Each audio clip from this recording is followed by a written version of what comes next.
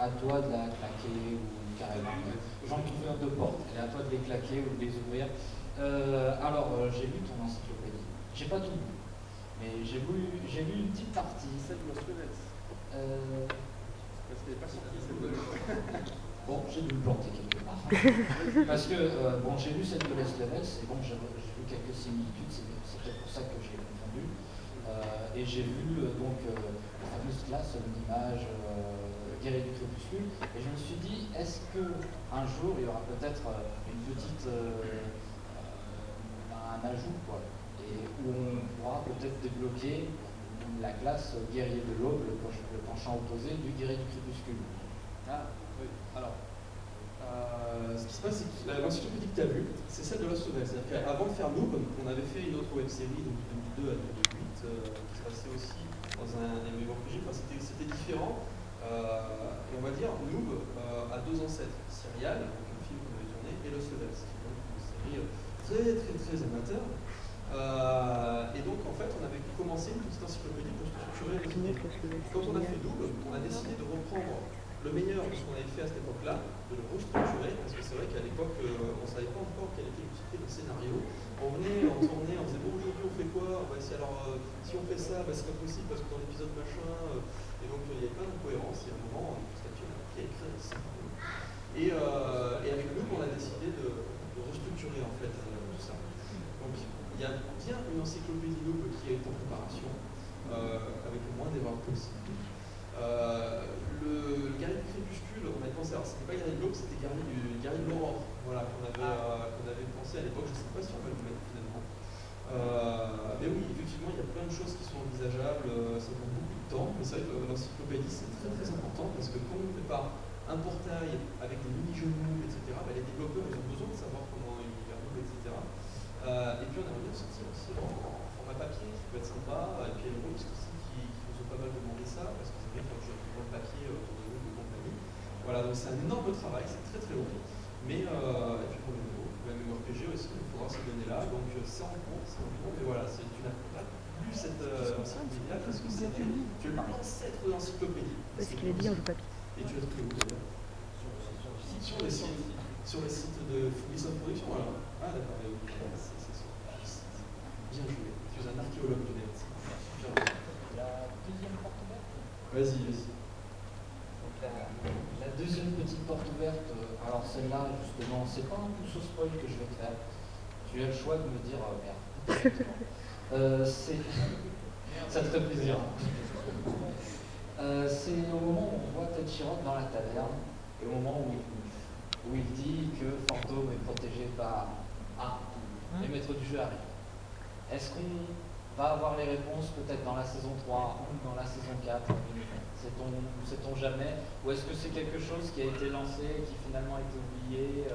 Est-ce que des fans l'ont rappelé ou est-ce que tu l'as toujours gardé en tête? Ça y est, je me lâche. La dernière question sadique. Comment ça se fait que Maître Zen ne s'est toujours pas fait choper par les flics? Pourtant, il est chez lui. Il circule, il vadrouille, il s'est évadé quand même. Il kidnappe des gens. Alors, fort heureusement, j'ai une réponse pour les deux, ça va. Alors, pour Fantôme, oui, c'était voulu. C'est un petit élément, un petit indice. D'ailleurs, au fil des saisons, normalement, si jamais on revient en arrière, quand vous reverrez les saisons 1 et 2, par exemple, vous comprendrez qu'il y a certains clins d'œil qui montrent qu'on savait déjà ce qu'on allait faire dans les saisons 3, 4, 5.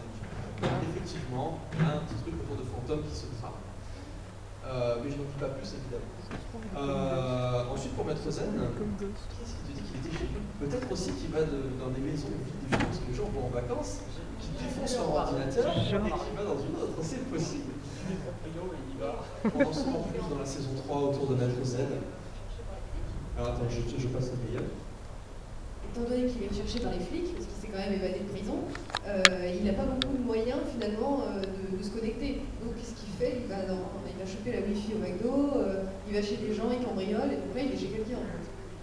J'avais pensé justement, il tue les gens, il va sur leur ordre, il fait ça, genre, on va se retrouver Il n'y avait pas un cambrioleur qui s'est fait arrêter comme ça parce qu'il s'était connecté sur Facebook. Mettre le matériel des autres et tout. Ouais, mais si c'est. Ouais.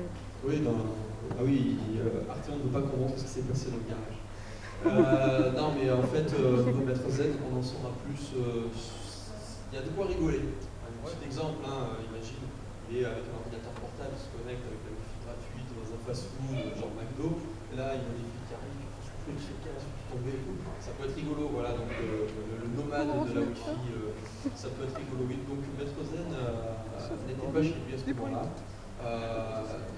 Ça fait partie des éléments qu'on a montrés dans la saison 2, mais qu'on va continuer à étoffer et pour mieux comprendre. En fait. C'est-à-dire que c'est ça le problème, c'est que quand on a des idées pour 5 saisons, et que il faudrait résister à la tentation de tout donner comme élément. Voilà, puis en plus, ouais, c'est vrai qu'on parle de plusieurs intrigues, etc. Mais voilà, quand les 5 saisons seront finies, normalement, il y aura des réponses. Et pas mort, Maître Zen, tu crois qu'il se décharge là-dessus? Rien ne le Ah, tu n'as plus de questions pour l'instant. Alors, je commence là. Les deux dernières. Et donc, tu avais une question? Non? Non? Oui? Là? J'ai vu qu'il y avait eu un OAV de la Flanders Company. Je voulais savoir s'il y aurait un OAV avec le Visiteur du Futur. Je sais pas si tu connais la série. Oui, bien sûr.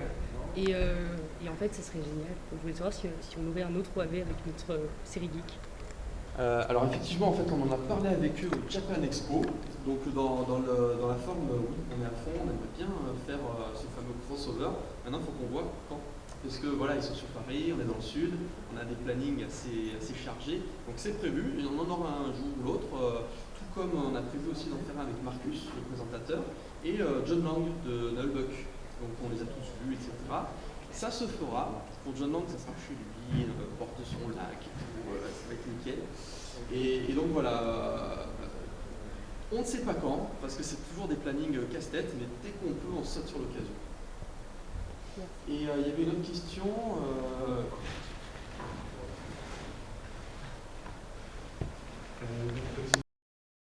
Est-ce qu'on peut avoir un petit peu de la voix du MJ quand même? Le maître du jeu de Judge Dead. Le micro loin, s'il te plaît. On peut même lui mettre la cape. J'ai mal à la gorge. Voilà, donc on va libérer l'espace. Qu'est-ce qui passe après nous? Manger. Ouais.